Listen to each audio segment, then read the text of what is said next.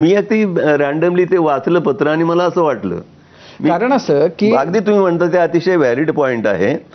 हे अगदी अगोदर सुचायला पाहिजे होतं. 2004 मध्ये तमिळला मिळालं, नंतर 2 वर्षांनी तेलुगूला मिळालं, कन्नडला मिळालं, मल्याळमला मिळालं, ओडियाला मिळालं. इव्हन मल्याळमला मिळताना तर तुम्हाला सांगतो की मल्याळमला मिळताना पहिल्यांदा ते नाकारलं गेलं होतं. पण ते जे तमिळ एक मिनिस्टर अर्थमंत्री होते बा आपले केंद्र सरकार, चिदंबरांनी स्वतःचं वजन खर्ची घालून ते मिळवून दिलं. आता म्हणजे प्रश्न काय, प्रश्न हा राज्यकर्त्याचा आहे.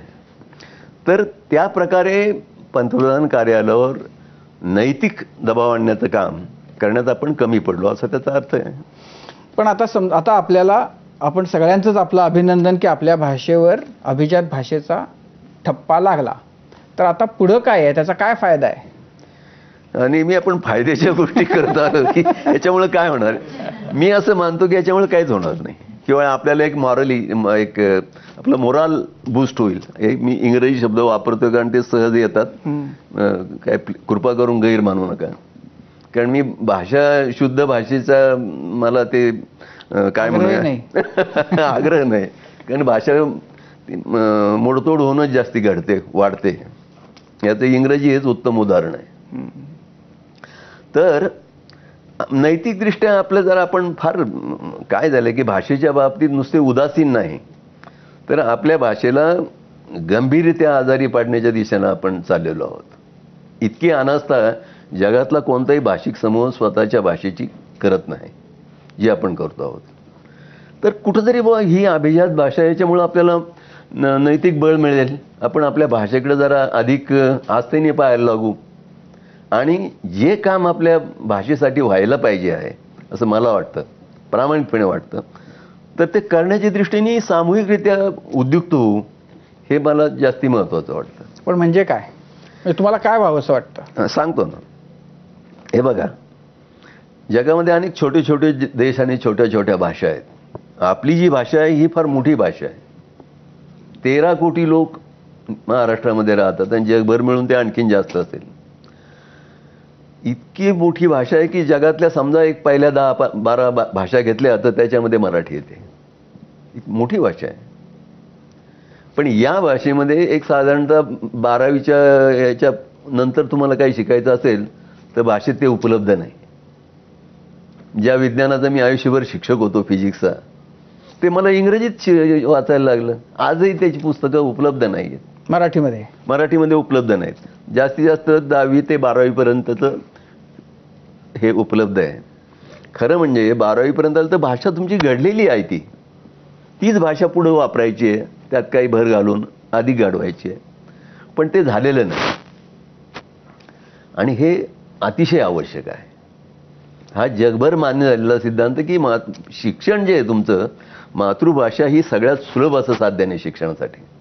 सगळ्यात सुलभ म्हणजे अगदी तुम्ही बघा, समजा कोरिया, दक्षिण कोरिया आहे, किती लोकसंख्या आहे, महाराष्ट्र एवढी तर नक्कीच नाही. तिथं सगळं जे शिक्षण आहे ते कोरियन भाषेमध्ये होतं. तिथं तुम्हाला PhD करायची असेल तर सगळे संदर्भ ग्रंथ कोरियन भाषेमध्ये उपलब्ध असतात. म्हणजे ज्ञान जे आहे ते त्या भाषेमध्ये उपलब्ध आहे. हे इतक्या लहान देश आहेत. आता इस्रायल घ्या ना तुम्ही, ह्याच्यापेक्षा उत्तम उदाहरण मी इस्रायल देते. त्या राजकीय गोष्टींचं बाजूला ठेवा. हा अलीकडे आपल्या जवळपास आपल्या बरोबरीनेच ज्याची स्थापना झालेली, तर त्याची लोकसंख्या किती आहे? 1 कोटीच्या आत आहे. क्षेत्र केवढे आहे? आमच्या नगर जिल्ह्यापेक्षा थोडंसं मोठं आहे.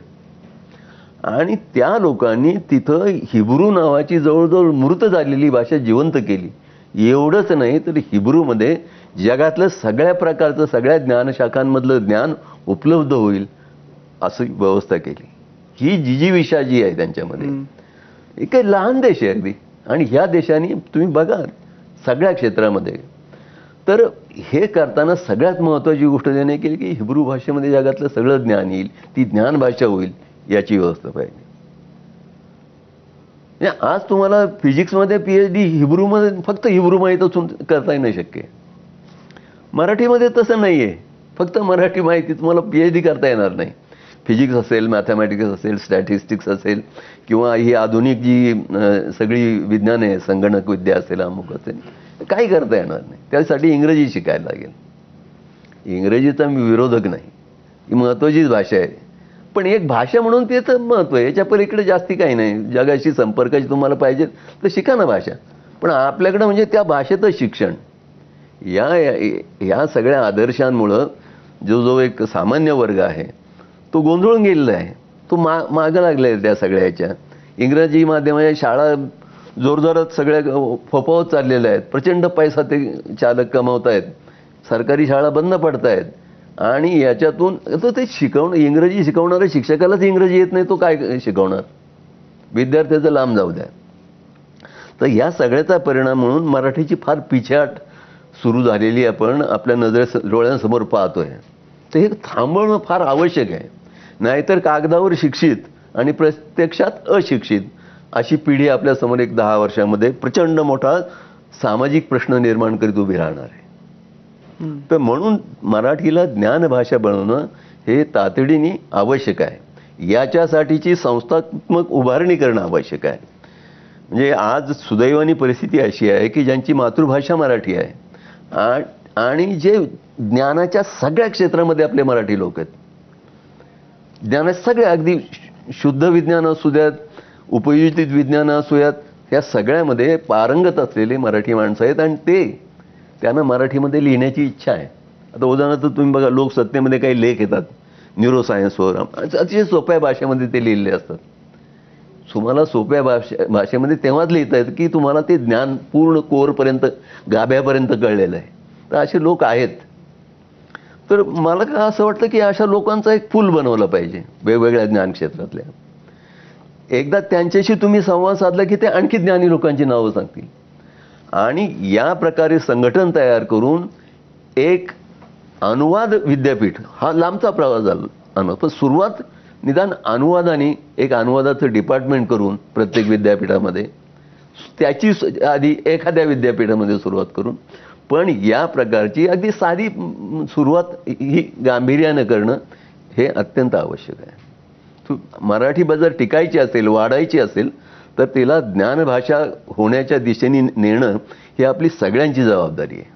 पण सर, म्हणजे हे ठीक आहे, म्हणजे हा एक पाऊल आपण म्हणू की त्याबद्दलचं टाकलं गेलं. पण असं आहे की आपण ज्या वातावरणात आहोत, ज्या समाजामध्ये आहोत, तर आपण आपले शेजारचे देश, राज्य म्हणूया आपण, आपल्या शेजारच्या आपल्या भोवताली जे काही घडतंय त्याच्यापासून वेगळं होऊन असा काही विचार कसा काय करू शकू? म्हणजे आज आपल्याला दिसतं असं की IT किंवा कुठल्याही परदेशी ज्या संधी मिळत आहेत त्या मुख्यत्वे तेलुगू लोक आहेत, तमिळ आहेत, हे मोठ्या प्रमाणामध्ये त्या संधींचा फायदा घेऊ शकतात, कारण त्यांना इंग्रजीचं ज्ञान, त्या भाषेवरची त्यांची पकड, हे सगळं स्पष्ट म्हणजे दिसते. तुम्हाला बाहेर जगामध्ये जाऊन काही करायचं असेल तर तुम्हाला इंग्रजी आवश्यक आहे. या परिस्थितीमध्ये आपण वेगळा विचार करून जर ज्ञानभाषा म्हणून मराठीचा बद्दल आग्रही राहिलो तर आपण यांच्या स्पर्धेमध्ये मागं नाही पडणार? नाही, मला अजिबात असं वाटत नाही. याचं कारण असं आहे की एकतर आपला तेलुगू किंवा तमिळ भाषिकांच्या बुद्धिमत्तेसंबंधी, इंग्रजीवरच्या प्रभुत्वासंबंधी गैरसमज आहे. ते आपल्या इतकेच. इंग्रजी समजा आपल्याकडच्या मराठी लोक ज्या प्रकारचं इंग्रजीवर त्यांचं प्रभुत्व आहे तितकंच त्यांचं आहे, ते अधिक काही नाही. आणि दुसरं असं की मातृभाषेमध्ये शिकण्यातला फायदा जो आहे त्याच्यापासून अशा प्रकारचे लोक वंचित असतात. पण त्यातले काही निवडक कुठल्याही भाषेमध्ये लोक असे असतात की ती दुसरी भाषा सहज इंटरनलाइज, आंतरिकीकरण ते करू शकतात आणि जातात. तेच आपल्याला दिसतात. आता तुम्ही बघा, आता मराठी ही फार विकसित भाषा आहे. आपल्या तुम्ही उत्तर प्रदेशामध्ये इंजिनिअरिंग कॉलेजेसमध्ये संपूर्ण शिक्षण हे हिंदी भाषेमध्ये घेता येईल अशा व्यवस्था त्यांनी सुरू केलेल्या आहे. आपल्या 2 पावलं पुढे आहे. आता हे करताना ही रिस्क तुम्ही म्हणता, ही रिस्क त्यांनी घेतलेली असेलच ना, पण ही काही काळ रिस्क घेतली की त्याच्यानंतरच्या काळामध्ये आता ते IIT मध्ये सुरुवात व्हायला लागलेली आहे की हिंदी माध्यमातून तुम्ही करू शकता. ते पुस्तकं त्यांनी उपलब्ध केलेली आहेत. मला वाटतं ही मेजर लँग्वेज आहे मराठी आणि तिच्यामध्ये आपण पहिली निदान सोयी तर करून ठेवल्या पाहिजे. नाही, पण ज्ञानभाषा होण्याच्या दिशेनं आपण जाणं हा झाला एक टप्पा. पण दुसरा जो समाजामध्ये मराठीच्या बद्दलची जी उदासीनता आहे, म्हणजे आपल्याला, मला तर असं नेहमी जाणवत आलंय ना की आपल्याला मराठीच्या बद्दल अभिमान जास्त आणि प्रेम कमी आहे. त्यामुळं मराठीच्या बद्दल रस्त्यावर उतरून हातात दगड घ्यायचा म्हटलं तर आपण फार सरसावून जातो, पण व्यवहारामध्ये बोलायची वेळ येते तेव्हा आपल्याला अनेकदा संकोच वाटतो, कमीपणा वाटतो किंवा कंटाळा, आळस असतो. त्यामुळं तुम्ही दुकानदाराशी हिंदीमध्ये बोलता, तुम्ही रिक्षावाल्याशी हिंदीमध्ये बोलता, तुम्ही फेरीवाल्याशी हिंदीमध्ये बोलता, आपसामध्ये शाळांच्या म्हणजे इंग्रजी माध्यमांच्या शाळांमध्ये जर 2 आया किंवा 2 बाप भेटले तर ते न येत असलेल्या इंग्रजीमध्ये एकमेकांशी संवाद साधण्याचा प्रयत्न करतात. त्याचं कारण मराठीच्या बद्दलची जी अनास्था आणि प्रेम कमी पडतंय हा जो भाग आहे तो. तर म्हणजे अभिजात भाषा झाली पण हे प्रेम कसं वाढेल? भाषेवर प्रेम करायला काही शिकवणार कोण कोणाला कसं ना, ते आतूनच असलं पाहिजे. तुम्ही म्हणता, तुमचं निरीक्षण अतिशय बरोबर आहे की आता आपल्याकडं हिंदी भाषिक येतात, ते स्वतःची भाषा सोडत नाहीत. आपण त्याच्यासाठी आपली भाषा सोडतो आणि हिंदीत त्याच्याशी बोलतो. इथं दादरमध्ये मी साहित्य अकादमीच्या कामाला यायचं एक ठिकाण, त्यांचं हॉटेल आहे, तिथं उतरायचं मी. तर जवळ एका ठिकाणी गेलो तर दुकानामध्ये एक मुलगा नव्याने आलेला होता. तर किती दिवस झाले म्हटलं तू आलेला? तो म्हणलं एक 6 महिने झाले. म्हटलं मग मराठी शिकला की नाही तू? मग कोशिश करता हूं म्हणे. का बरं? कोई मुझे मराठी मेरे साथ बात ही करता नहीं तो मैं कैसे सीखूंगा? तो परकीय आहे, तर त्याची सोय व्हावी म्हणून हा हिंदीमध्ये बोलतो त्याच्याशी. आता हा जो आपला स्वभाव आहे हा कुठेतरी जरा, पण सर हा जो गंड आहे, म्हणजे आपलं सगळं सोडून द्यायचं आणि सगळं समोरच्याला सोयीचं होईल असं, हा म्हणजे ह्याला गुण एका मर्यादेपर्यंत, नंतर तो इतका मोठा दुर्गुण आपल्यामध्ये आहे. तर आपण ह्याच्यातनं म्हणजे ह्याची काय, त्याला काही कारण आहेत का? म्हणजे कशात मला दिसणारं एक कारण मला तुम्हाला सांगतो, म्हणजे ते तितकंसं बरोबर नाही, पण एक मला जाणवतं की साधारणतः इसवी सनाच्या आधी 200 आणि इसवी सनाच्या नंतर 200 अशी किमान 400 वर्ष हे आपले जे सातवाहन राजे होते पैठणचे, यांचं संपूर्ण भरतखंडावर राज्य होतं, सलग 400 वर्ष. आणि त्याच्यामुळे हे संपूर्ण भरतखंड हे आपलं एकत्र बांधलेले ठेवण्याची आपल्यावर जबाबदारी. कोणी कोणती भाषा बोललं हे एक प्रकारे आतून आंतरिक प्रकारचं शिक्षण पिढ्यानं पिढ्या आपल्यामध्ये आलेलं असेल. कारण राजाराम शास्त्री भागवतांनी एका ठिकाणी म्हटलं की हा देशच सगळा मराठ्यांचा, देशच आपला सगळा मराठ्यांचा. जो मराठा जिथं रहिवासला तिथला झाला, त्यांनी तिथली भाषा घेतली. आता हे विचार करायला लागावं असं विधान आहे. विनोदाचा भाग जरी सोडला तरी या प्रकारे स्वतःची भाषा न सोडणं हे मराठी, पण आपलं मराठी माणूस जर सोडला तर बाकी सगळ्या भाषांमध्ये आपल्याला दिसतं. दक्षिणेतल्या भाषांमधले लोक सुद्धा सहजासहजी स्वतःची भाषा सोडत नाहीत. अलीकडे ते मोडकं तोडकं हिंदी बोलायला लागलेले आहेत. तो हिंदी सिनेमांचा प्रभाव. आपल्याला सहजासहजी भाषा न सोडणे ही गोष्ट आपण करायला पाहिजे. ज्याची आपल्याला परंपरा नाही, ज्याची आपल्याला सवय नाही, तर ती आपल्याला करणं फार आवश्यक आहे.